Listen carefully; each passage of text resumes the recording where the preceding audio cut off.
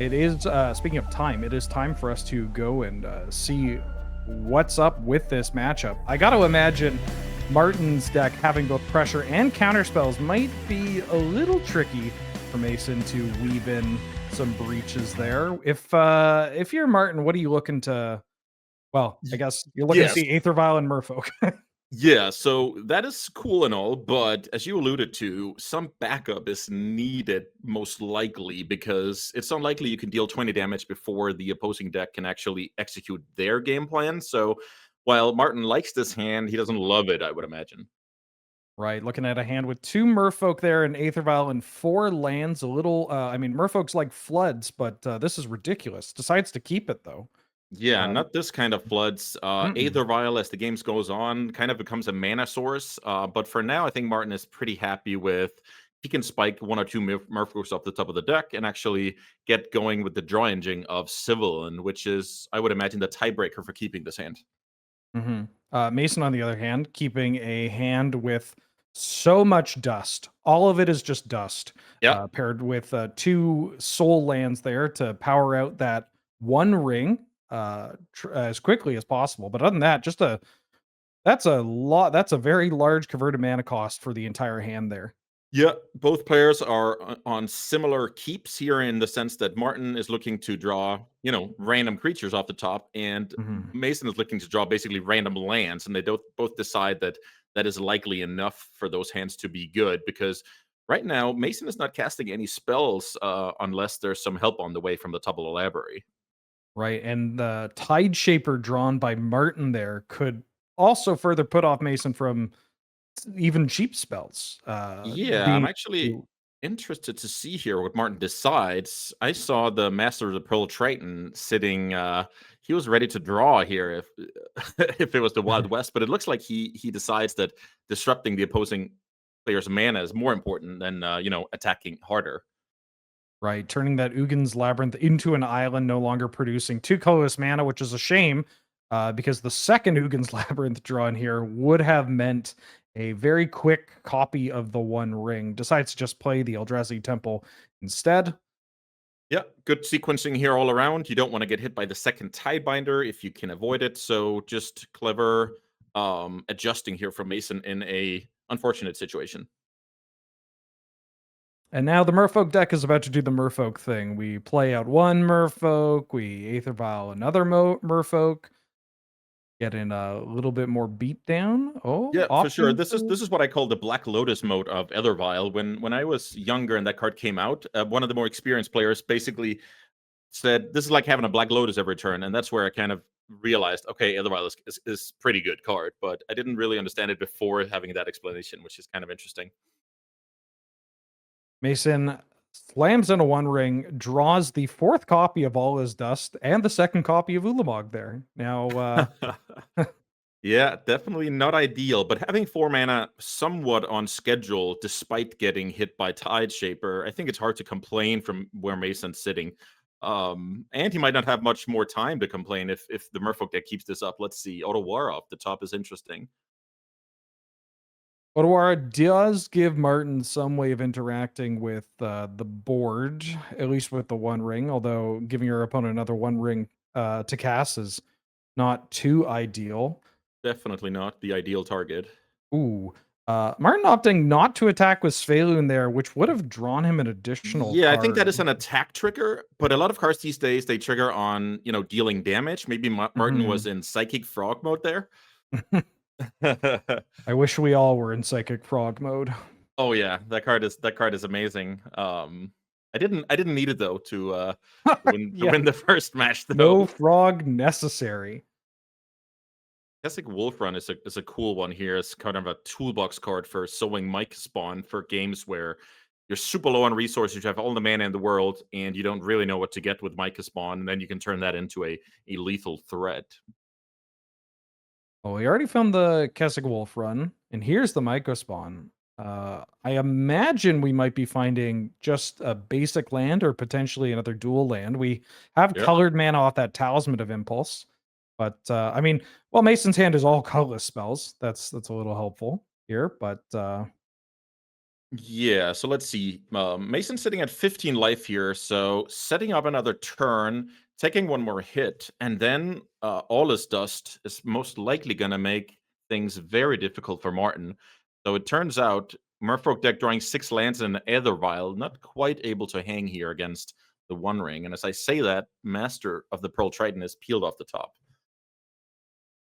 Yeah, remember to folks at home that Ugin's Labyrinth is an island, which means that the island walk from the Master of the Pearl Trident is going to let Martin, if he so chooses to play the second copy, let the whole team crack in without having to deal with that sowing Micah Spawn getting in the way. But whether or not Martin's got all his dust on the mind, Well, opting to, you know, let's do a little maybe math play here. around it. Yeah, you're definitely right here. But also, facing an active One Ring. So now we have to do a little bit of math here. 4 for the Tide Shaper. 4 plus 5 is 9. Plus 3 is 12. Plus 2 on the upkeep is 14 total. So close but no cigar here, I believe. Ooh, but the Mutavault, you know, just really saying, hey, you got to get rid, you either got to gain some life, got to get rid of the board, maybe find yourself a second copy of the One Ring there. Yep. Got to do something. Yep, for sure. Getting rid of the One Ring and sweeping the board. That's the to-do list for Mason this coming turn. Let's see if he's able to do it. It's a big ask, but when you have as much mana as Mason does, it is doable. For sure. Here as Through the Breach. Does that change anything? I guess not, because you don't have any pain-free red mana, which is incredibly awkward at this stage. Yeah, Mason opted to use the Sowing Micah Spawn to find another copy of Ugin's Labyrinth. Tapping the One Ring does find us another copy of the One Ring. Yeah. And funny enough, another red or green source, but happens to be a pain land here.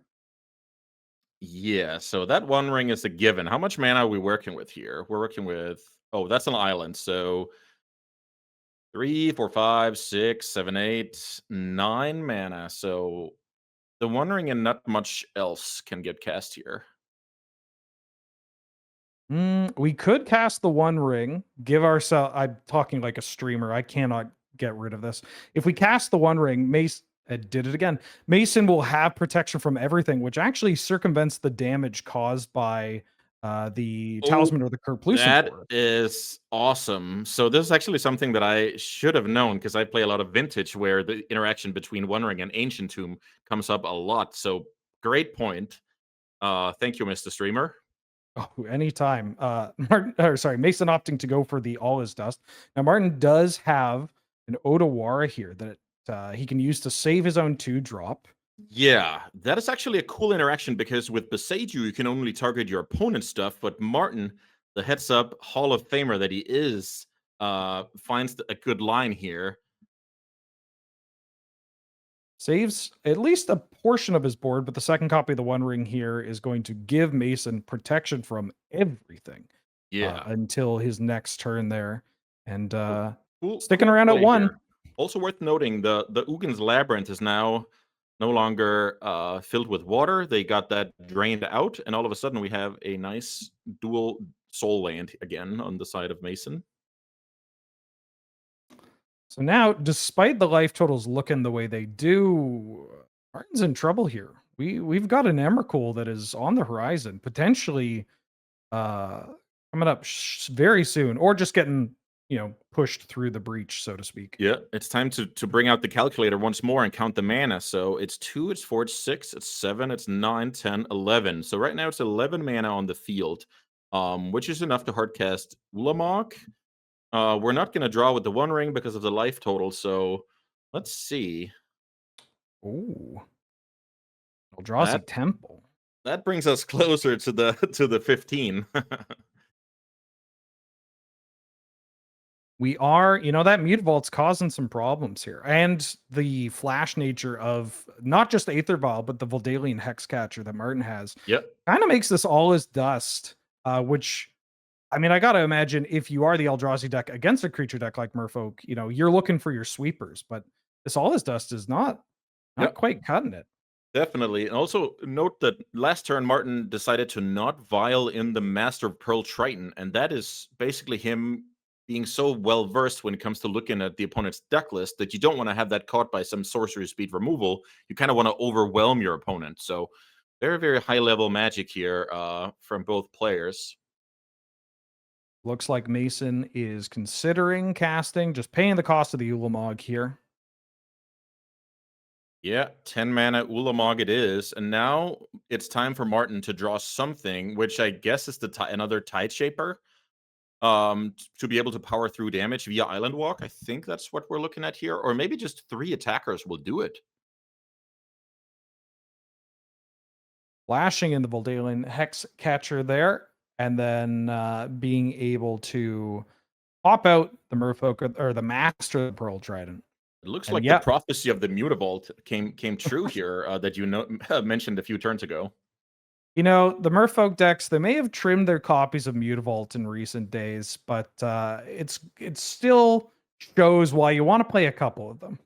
Yep, definitely a good card to have in the mix. It's a little bit of insurance policy against sweepers. It's another creature to the board for the cost of basically no mana, although you use your land drop, and so that's, I guess that's one less blue mana at the time of its inception, but pretty valuable here, as we see, as Merfolk Trickster will get Viled in for the win. Does that tap a creature, or Taps a creature, removes all abilities, and is a fun of one of, which locks up game one for Martin Juza here.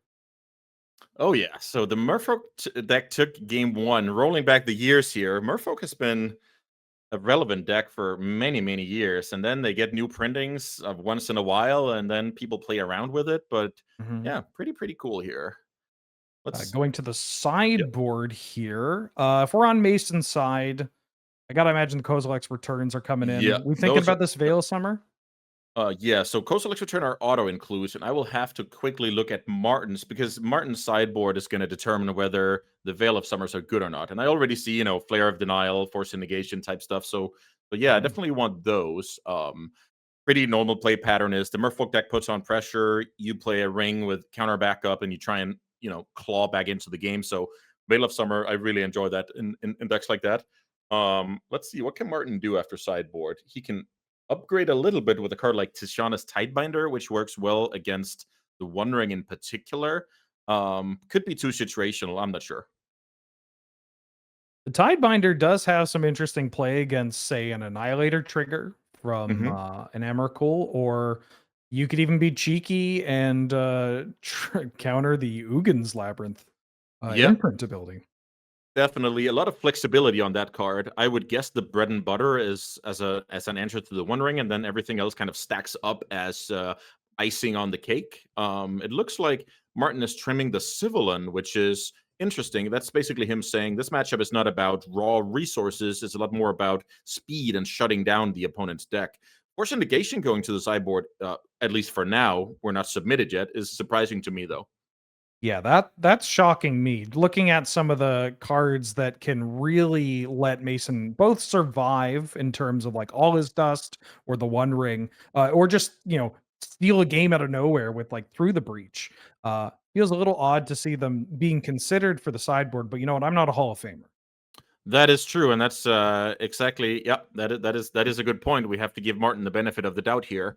Force Negation lines up well against, let's see, the One Ring, Through the Breach, but if the plan is, if big creatures are getting cast, that card can look kind of silly. So let's see what Martin ends up doing here. Looks like some number of Force Negation is desired. So we at least have an emergency fun of one of in the main here. Definitely. And oh yeah, that's a cool one, by the way. Rishadan Duckhand. I love those cards. That's kind of a tribute to legendary cards. Whether that's Psychic Frog, whether that's Rishadan Duckhand. I really love that. I played a lot with Rishadan Port, and it's pretty cool to see it in those lists. The Dockhand can be absolutely devastating, especially when Mason's deck is so reliant on basically cheating the mana curve. It's a great way to bring parity to the mana game, and if that's the case, your Merfolk deck is just going to be way better than your big mana Eldrazi opponent. So, pretty interested to see how Martin proceeds from here because it does cost him a little bit of tempo as well. Right. The ancient stirrings off of Mason didn't really find anything to do nothing too productive to do in the early game here. We have a couple of big honking threats in the hand for later in the game. Um, and Martin's got again a nice little curve here. Got a one drop Merfolk into Lords upon Lords, maybe throw in a Mutavault or a counter spell. Yeah, so I'm interested to see. Okay, so here we have the answer. Martin is saying, "Okay, I can't keep you, from mana all the time. Well, from the get go, because I also have to, reduce your life total in a meaningful way." So this turn, Martin is kind of accepting that Mason has access to however much mana he originally had. It's not getting disrupted here, and it looks like Martin dodged a bullet. Yeah, Mason not being able to use any of his mana there, meaning that Martin was able to freely develop to the board and kind of increase that pressure here without losing too much in exchange. And now we're at the point where you could just start playing Lords on Lords. Consigned to Memory, a sideboard card that is absolutely just an all-star in this current modern format here with all the Eldrazi and the pesky triggered abilities running around. It's an absolute house, especially in this matchup. Yeah, that card just every time I see it in action, it just has more and more uses to it. So yeah, definitely a very, very clever design when you're Mhm. just printing so many good colorless cards. Then you kind of make a super powered version of what was the old one card, ceremonious rejection, like just counter target Yes. colorless spell, and that even used to be playable. So definitely an upgrade there. Let's see what. So are you expecting Martin to use Rashad and Duckhand or attack with it? Okay. It's too fast for us here. Yeah, I was going to say, for what it's worth, if you'll take my word, I think we are crunching in here. Yeah. The And that is Dockhand. on the back of consigned to memory. So Yes. we want to keep up the pressure backed up by counterspell, basically how you set the table for the matchup going in. And this is what we're seeing play out. Mason going to fire off the first of three All Is Dusts. Just, really good at drawing copies of that card. But Martin Definitely. has an answer here. It Sign to it memory. looks like the 1-2 punch of consigned to memory, sink into stupor, and while attacking with uh Seaman here is gonna take it home. Yeah, again, pressure with disruption. Just tale as old as time. Merfolk Yep. doing basically the same thing, no matter the format that it's showing up in here. And it's we even got a Mutavault. Mutavault showed up and said, "Hey, everybody, I'm here. I can provide backup, I guess." And they're like, "No, it's okay. You can hang in the back, dude. We got this." Yeah, so I was just gonna say that. Yeah, this I was about to say if you just attack with two lords, you still have a two-turn clock, but you can disrupt the Mhm. mana and have sink into stupor, which is something that Martin should be very interested in doing. Worth noting is sink into stupor does get around Veil of Summer, which is it's not really countering a spell, it's just returning it. So just a little bit of a cool detail here about these two deck lists. Right. There's so much insurance on Martin's side here, keeping up the dock hand as well. If Yep. we're looking at what's the one way that Mason is able to kind of stabilize in a less clunky way, right? Like Yep. all this dust uses a lot of mana, does the thing, but we're able to now kind of tap down uh the soul land, which Mason says, "Give me that Ulamog back. I might need that." uh, Playing out the second copy of the Ugin's Labyrinth, Yep. tucking it back in, and firing off in all his dust that will unfortunately sink into stupor. Yeah, you unfortunately you don't get bonus points for having, good cards in the hand when the game ends, but Mason would qualify if that was the case, as the Mhm. Merfolk deck gets the job done. Wow. Just a quick little fish fry right there. Holy smokes, back in the booth here, Ben Wheeler.